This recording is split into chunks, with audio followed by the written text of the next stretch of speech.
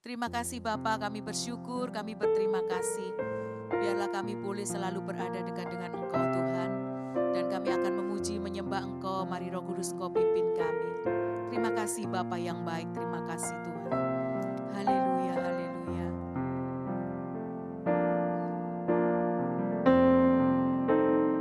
Hanya dekat Allahku, rasa tenang hatiku, Kau sertai jalanku sepanjang hidupku.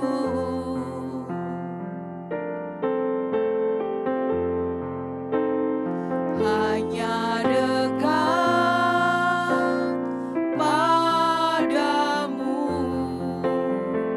ada kekuatan baru. Kaulah perlindunganku, keselamatanku.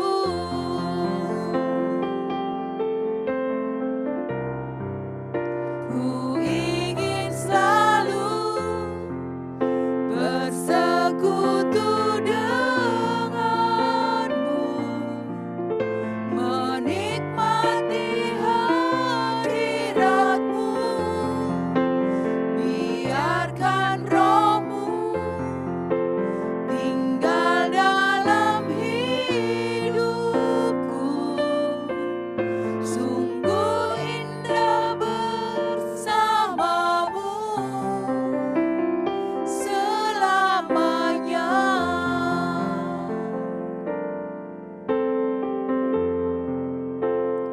Hanya dekat Allahku, rasa tenang hatiku, Kau sertai jalanku sepanjang hidupku.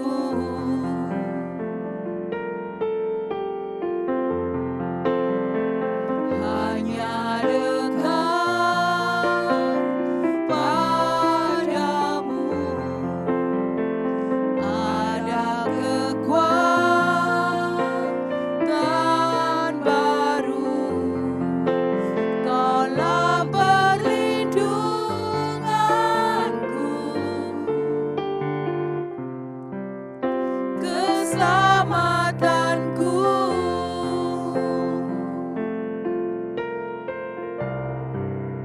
Ku ingin selalu bersekutu denganmu, menikmati hadiratmu. Biarkan Roh-Mu tinggal dalam hidupku. Sungguh indah bersamamu selamanya. Glory, glory, haleluya, haleluya, oh Yesus, haleluya, oh glory. Sungguh indah bersamamu Tuhan, sungguh indah bersamamu Bapa. Glory, haleluya, oh haleluya, haleluya, oh hati kami tenang berada dekatmu, Yesus. Glory, kiara la la la la la, oh, ina la la la.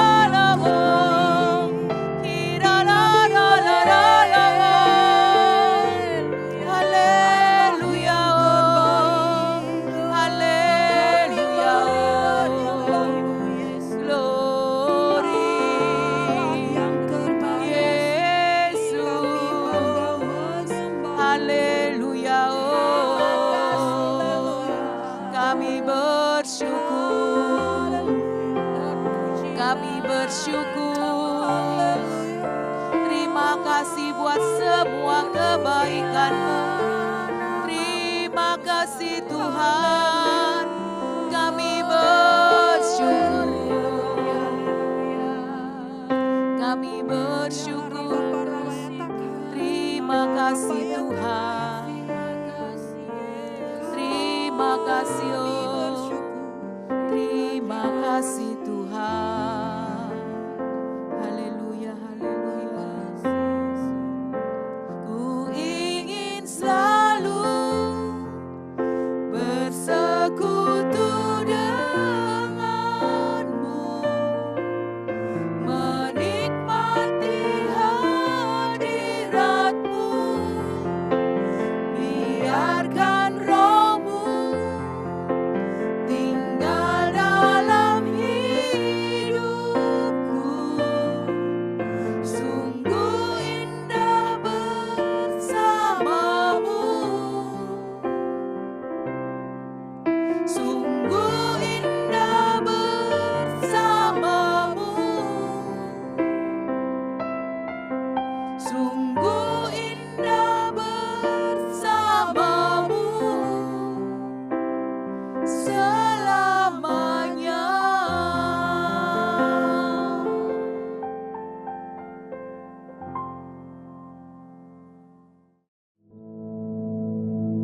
Our Father, which art in heaven, hallowed be thy name.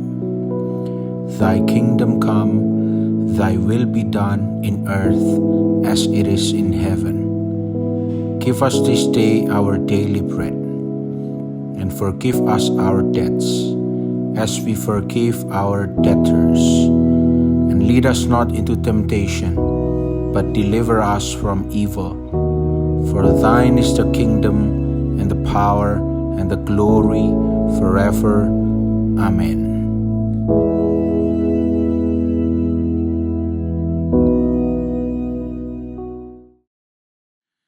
Shalom, selamat pagi, puji nama Tuhan. Apa kabar saudara sekalian? Mari pagi hari ini kita siapkan hati untuk mendengar renungan firman Tuhan sejenak sebelum kita memulai aktivitas kita di hari ini. Puji nama Tuhan, kita bersyukur Yesus kita mati buat kita, menyelesaikan semuanya bagi kita, menggenapi divine destiny-nya, sehingga kita yang tadinya tidak punya divine destiny, kita menjadi orang-orang yang punya divine destiny atau punya tujuan hidup yang sesuai dengan rencana Allah yang ilahi. Kita punya kehidupan yang ilahi. Bersyukur kepada Tuhan Yesus. Namun saya ingin melihat dari sudut pandang yang lain. Saya ingin justru menyoroti perkara yang mungkin jarang dibahas atau mungkin belum pernah dibahas. Tapi kalau kita renungkan, ini merupakan sebuah pelajaran bagi kita. Saya beri judul renungan pada pagi hari ini 30 keping perak untuk Yesus. Kita baca sama-sama Matius pasal 26 ayat 14 sampai 16. Matius 26 ayat 14 sampai 16. Yudas mengkhianati Yesus. Kemudian pergilah seorang dari ke-12 murid itu yang bernama Yudas Iskariot kepada imam-imam kepala. Ia berkata, "Apa yang hendak kamu berikan kepadaku supaya aku menyerahkan dia kepada kamu?" Mereka membayar 30 uang perak kepadanya, dan mulai saat itu ia mencari kesempatan yang baik untuk menyerahkan Yesus. Ayat ini luar biasa, bahkan di dalam bahasa Inggrisnya ditanyakan secara khusus kepada Yudas, bahkan Yudas bertanya secara khusus, "What will you give me if I deliver him over to you?" And they paid him 30 pieces of silver. Nah, ini menarik.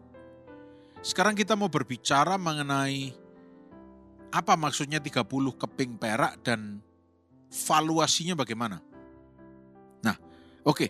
Kalau kita berbicara mengenai valuasi, ada dua sisi. Valuasi dari logamnya kemudian ada nilai apresiasi, ada nilai depresiasi, atau valuasi secara mata uang. Ya.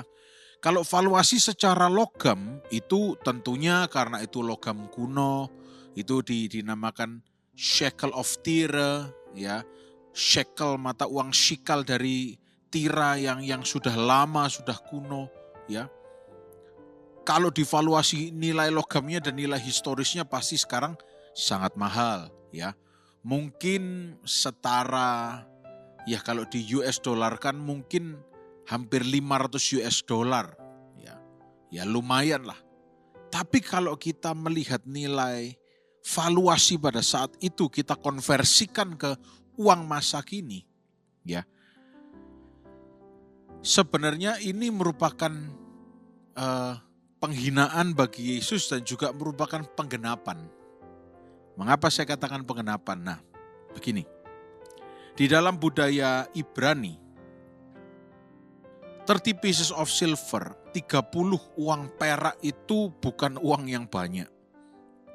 Bahkan kalau saudara baca ya di dalam Keluaran 21 ayat 32, dikatakan tetapi jika lembu itu menanduk seorang budak laki-laki atau perempuan, maka pemiliknya harus membayar 30 shikal perak kepada tuan budak itu dan lembu itu harus dilempari mati dengan batu. Jadi 30 shikal perak. Ya. Ini adalah nilai dari seorang budak yang dikatakan di sini dihantam sampai mati, dilukai oleh lembu atau sapi. Nah, tuannya ini harus membunuh lembunya itu dan nyawa dari budak ini diganti dengan 30 shikal perak. Ya.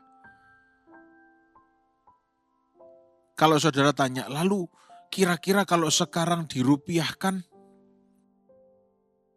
berapa harganya? Jangan kaget ya saudara. Ini roughly, ini kira-kira 30 shikal perak. Sekarang kalau dikonversikan ke US dollar itu hanya 2,5 US dollar. Atau kalau dirupiahkan ya saya tidak tahu ketika saudara mendengarkan rekaman khotbah ini US dollar sedang berapa rupiah dibandingkan dengan Indonesia rupiah. Tapi kalau saya konversikan kurang lebih hanya sekitar 40.679 rupiah. Jadi harga dari seorang budak yang mati karena dilukai, ditanduk oleh lembu cuman diganti 41.000 rupiah, sekitar 41.000 rupiah.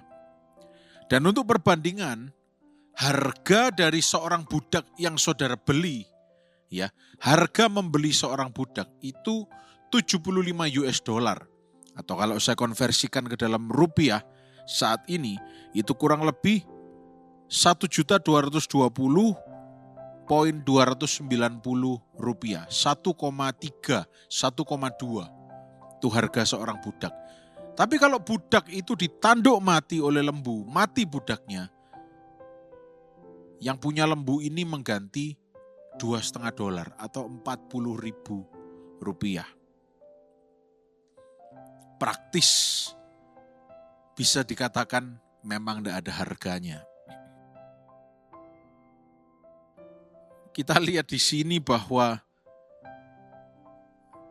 hal ini sudah dituliskan di kitab Keluaran. Bahwa ada orang yang nantinya sangat berharga, harus menjadi sangat tidak berharga. Bahkan nyawanya saja praktis bisa kita katakan tidak ada nilainya. Cuman dijual seharga 41.000 rupiah untuk disalibkan mati bagi kita. Kita tidak menyalahkan Yudas. Kita tahu bahwa Yudas itu sebetulnya pribadi yang luar biasa. Kalau tidak luar biasa, dia tidak akan dipakai sebagai bendaharanya Yesus. Tapi saya kira dengan posisi bendahara yang sudah biasa memegang uang banyak untuk transport ini, makan dan sebagainya, dia hanya tergiur cuma dengan 30 shikal perak. 41.000 rupiah, 2,5 US dollar. Berarti bukan karena Yudas menginginkan uangnya, tapi karena Yudas gagal paham bahwa Yesus itu sangat berharga dan Yudas tenggelam dalam ketamakan. Kita tahu semua orang yang sangat butuh uang, berapapun itu dianggap sangat berarti. Kita tidak tahu apa yang sedang meliputi Yudas, kebutuhan apa saat itu, tapi yang jelas ada iblis yang sedang memakai Yudas saat itu, sehingga hanya dengan 40.000 rupiah Yesus dijual. Sangat akurat persis seperti Keluaran tadi kita baca. Harga seorang budak 30 keping perak, shikal perak. Dan ketika Yudas ditanya oleh para pemimpin Israel, kamu mau enggak betray atau mengkhianati Yesus gurumu, pemimpinmu? Yudas tanya, kamu mau kasih aku berapa kalau kamu nyuruh aku mengkhianati Yesus? Pertanyaan ini sudah satu kaki di lumpur dosa, sudah satu kaki mati, ya, sudah menuju kematian, sudah menuju point of no return, ya. Dan kemudian ketika dilontarkan 30 shikal perak, harusnya dia bilang, lah, kurang lah. 30 juta shikal perak mungkin. Atau 300 juta shikal perak mungkin kita mau. Tapi ini cuman seharga budak yang ditobrok lembu mati digantikan. Praktis tidak ada harganya. Istilahnya iblis sengaja memakai Yudas sehingga bilang bahwa ya memang Yesus akan mati, tidak ada harganya. Kita tidak belajar pagi hari ini untuk menghindari supaya kita tidak seperti Yudas, bukan itu. Tapi kita melihat poin yang lain, betapa Yesus sungguh luar biasa. Dalam valuasi manusia pun, penjualan dirinya, pengkhianatan terhadap dirinya itu luar biasa, picik dan licik. Cuman seharga 40.000 rupiah, Yesus diserahkan oleh muridnya sendiri. Nanti jam segini di tempat ini datang jemput Yesus. Cuman 40.000 rupiah harganya. Informasi itu. Padahal kalau sekarang kita hidup di dunia ini, informasi itu sangat mahal. Ya. Tapi kita belajar bahwa memang Yesus harus melalui itu. Kenapa? Supaya bukan kita yang mengalami seperti itu. Dia yang harus membuat divine destiny, jalur yang istimewa bagi kita. Supaya bagian kita tinggal menjalani.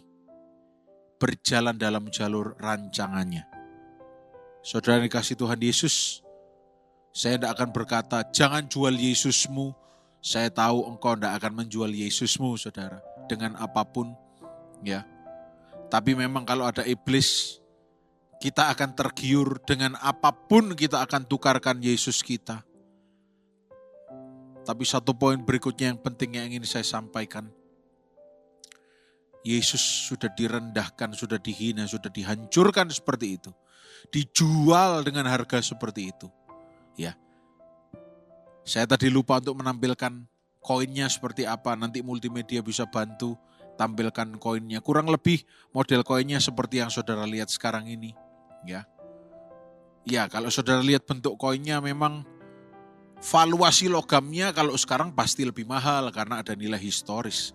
Tapi kalau valuasi secara mata uang itu ya hanya yang tadi saya sebutkan, kurang lebih 41.000 rupiah.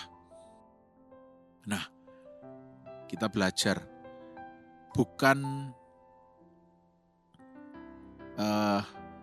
ingin menyalah-nyalahkan Yudas.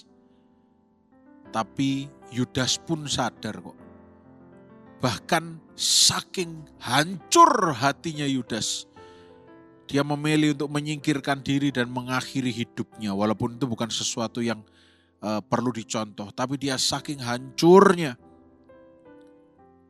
Ya, saya yakin kalau saat itu Yudas hancur sekali, tapi dia tidak memilih mengakhiri hidupnya. Dia mungkin juga akan mengalami peristiwa perjumpaan di jalan menuju ke Emmaus. Ya, ketika Tuhan Yesus bangkit, dia mengunjungi setiap murid-muridnya yang hancur. Petrus dikunjungi dari yang menyangkal Yesus menjadi orang yang menyala-nyala untuk Yesus. Saya yakin Yudas kalau tetap dalam kehancurannya, dia tetap bersyukur, dia tetap menyadari bahwa dia berharga hidupnya. Dia tidak termakan tipu muslihat iblis. Saya yakin Yudas pun bisa luar biasa hidupnya. Ya. Tapi sayang saat itu dia memilih untuk mengakhiri hidupnya karena betapa hancurnya hatinya ketika dia sadar, loh, Yesusku cuman kujual seharga segitu.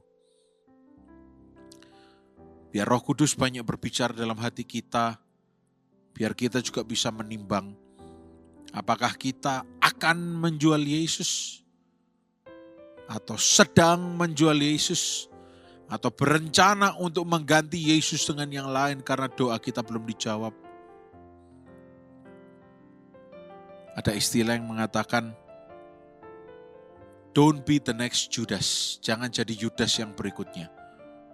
Bukan hanya karena menjual Yesus dengan murah, tapi berkungkung dalam rasa bersalah berlebihan.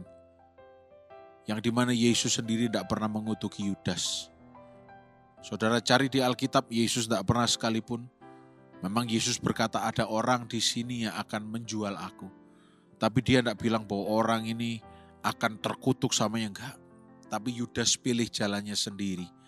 Yudas enggak pilih untuk dipulihkan dan berjalan dalam jalur divine destiny. Tapi Yudas pilih jalannya iblis. Kita mesti merenungkan ini baik-baik. Bahwa Yesus sudah dihargai murah seperti itu. Supaya hidup kita yang sangat murah sekali. Karena kita budak dosa. Kita sudah dibayar lunas. Sehingga kita tidak lagi budak dosa. Tapi jadi anak-anak Allah yang hidup. Sehingga kita tidak boleh sekalipun berkata, hidupku tidak berharga. Tidak ada. Karena Tuhan sudah bayar lunas. Peristiwa 30 shikal perak untuk Yesus itu sudah terjadi dulu. Dan Yesus sudah menyelesaikan itu sehingga hari ini gak akan terjadi lagi.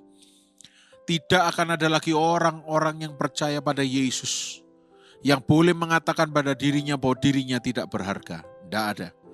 Karena kita semua berharga di mata Tuhan. Kita semua kecintaannya. Terus percaya pada Tuhan. Terus berjalan dalam jalur rancangannya, kita akan melihat penggenapan rencana ilahi terjadi dalam hidup kita. Puji nama Tuhan, mari kita berdoa.